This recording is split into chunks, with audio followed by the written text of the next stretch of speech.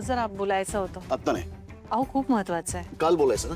आता गडबडीत काही नाही, आता मला ऑफिसला पोहोचायचं आहे. ऑफिस बद्दलच बोलायचं आहे. ऑफिस बद्दल काय बोलायचं? ऑफिस मधल्या स्टाफ बद्दल. तुमच्या ऑफिस मधल्या स्टाफ बद्दल मी काय ऐकून घेऊ? माझ्या नाही हो, तुमच्या ऑफिस मधल्या स्टाफ बद्दल बोलायचं आहे. माझ्या ऑफिस मधल्या स्टाफ बद्दल तुम्हाला काय बोलायचंय? श्वेता तुमच्या ऑफिस मध्ये काम करते ती. गेले काही दिवस अंशुमन तिला. बस, यापुढे मला एकही शब्द ऐकून घ्यायचा नाही. हा ऑफिसचा मॅटर आहे, त्याच्यामध्ये काय करायचं ते मी बघेन.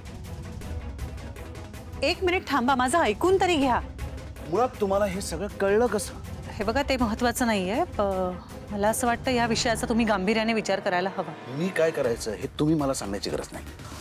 आणि दुसरी महत्वाची गोष्ट, अंशुमन आणि श्वेता दोघांशी माझं बोलणं झालंय समोरासमोर, आणि श्वेतानी अंशुमनचं नाव क्लिअर केलंय, त्यामुळे माझ्यासाठी हा विषय संपलाय. नाही संपलाय. अहो श्वेता घाबरली आहे आणि मुळात तिला धमकी देण्यात आली आहे.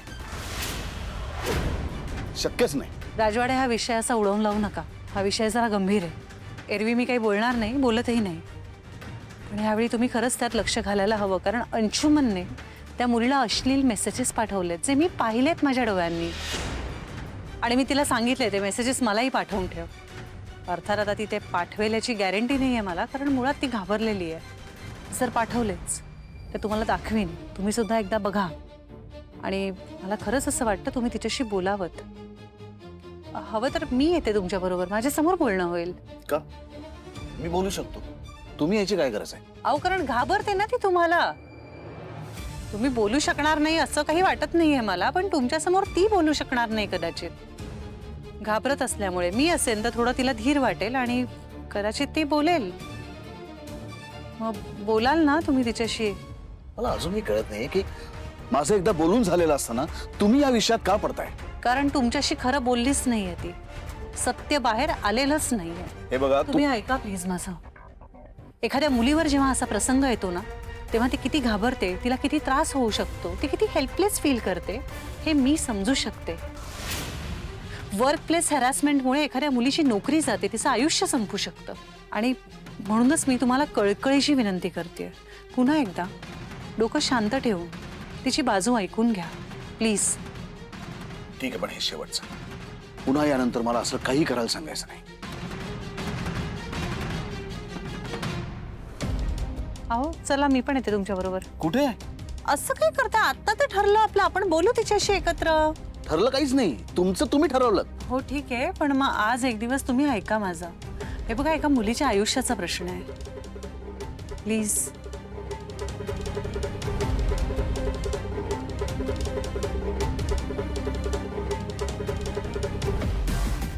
शाबास शाबास अंशुमन, अजून एक उद्योग तू माझ्या मागे लावलास. मॉम, खूपच ओव्हर स्मार्ट निघाली ही श्वेता. एवढा वेळा वॉर्न केलं होतं तरी जाऊन त्या स्वानंदीला सांगितलं. एवढी हिंमत. ओके, मला पण चॅलेंजेस आवडतात. आता हिला माझ्या स्टाईलने सरळ करतो. अरे पण ती परत तोंड उघडेल. आता ती स्वानंदीपर्यंत पोहोचली आहे, त्यानंतर ती शांत बसेल असं वाटतंय तुला? मी एक काम करतो, आजच्याच तिला गायब करतो, म्हणजे कोणाशी काय बोलण्याचा प्रश्नच नाही. ग्रेट अंशुमन. आणि मग लगेच जा तिकडनं खडी फोडायला जेलमध्ये. खडी फोडायला मी? कोणाला कळणार आहे मी असं काही केलेलं?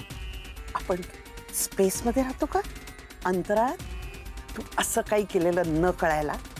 आपण जमिनीवर राहतो, आणि जितक्या आपण हुशार असतो ना, तितकी आजूबाजूची माणसं आपल्यापेक्षा जास्त हुशार असतात. कळलं? अरे अजून किती वेळा तोंडावर पडणार आहेस आणि मलाही पाडणार आहेस? मम्मा शांत हो तू. अरे त्याला सांग ना शांत व्हायला. तुला काय कामधंदा नाहीये का, उद्योग नाहीये का, म्हणून हे असले उद्योग करतोयस? Maugham, shut up. एक शब्द बोलायचा नाही. आता फक्त मी सांगते तेच करायचं. म्हणजे नक्की काय करायचं? ऑफिस मध्ये जायचं आणि शांत राहायचं. राहील तो शांत राहील. आणि ती समोर दिसली तर तरीही शांतच राहायचं. जमेल ना? मम्मा जमेल त्याला, जमेल. अंशुमन येईन जमून.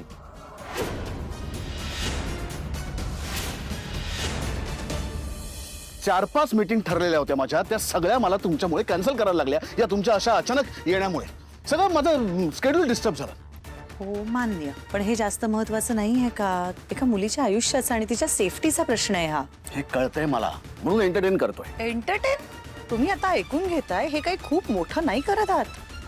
उलट हा प्रकार आहे ना, आपण सगळ्यांनीच ऐकून आणि समजून घ्यावा असाच आहे. तेच करतोय स्वानंदी मॅडम, तेच करतोय. पण म्हणून तुमचं बरोबर आहे असा त्याचा अर्थ होत नाही. एक तर अशा अचानक तुम्ही ऑफिसमध्ये आलात त्यामुळे प्रॉब्लेम झालाय, तर तो झालाय. Good morning. Mane good morning.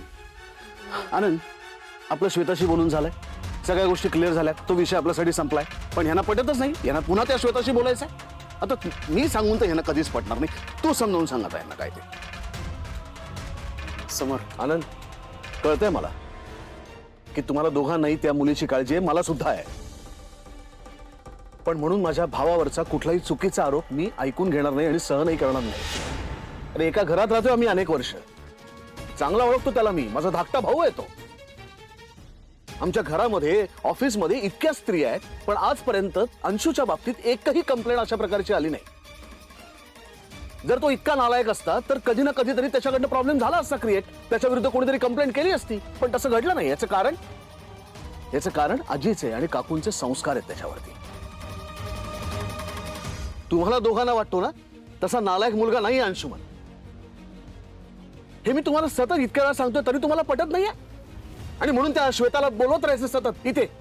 ऐका, मी सांगते म्हणून, म्हणजे मी विनंती करते म्हणून एकदा बोला ना तिच्याशी. अहो मला नाही वाटत आहे ती मुलगी खोटं बोलते असं. स्वानंदी मॅडम, एक सांगू तुम्हाला, पैशासाठी खोटं बोलणाऱ्या आणि खोटं वागणाऱ्या अनेक स्त्रिया आपल्या आजूबाजूला आहेत आणि हे तुम्हाला चांगलंच माहिती आहे नाही का? हो मला माहिती आहे, पण तरीही त्या श्वेताला भेटले मी आणि ती खोटं बोलते किंवा चुकीचा आरोप करते असं नाही वाटत आहे मला. ऐका ना, फार वेळ नाही घेणार तुमचा. तुम्ही प्लीज तिला एकदा बोलवा, आपण बोलूया आणि रिझॉल्व्ह करून टाकूया हे. समर ऐक ना, खूप सिरियस मॅटर आहे हा. मी काय म्हणतो, आपण एकदा शहानिशा करून घ्यायला काय हरकत आहे ना. रिचेक करूया एकदा फक्त. आणि वहिनी म्हणते तर एकदा बोलून बघू ना, प्लीज प्लीज प्लीज एकदा. ठीक आहे, बोलव तिला.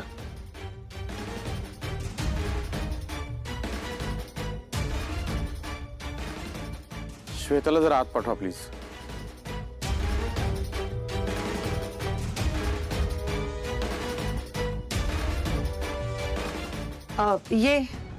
ये श्वेता, घाबरू नकोस.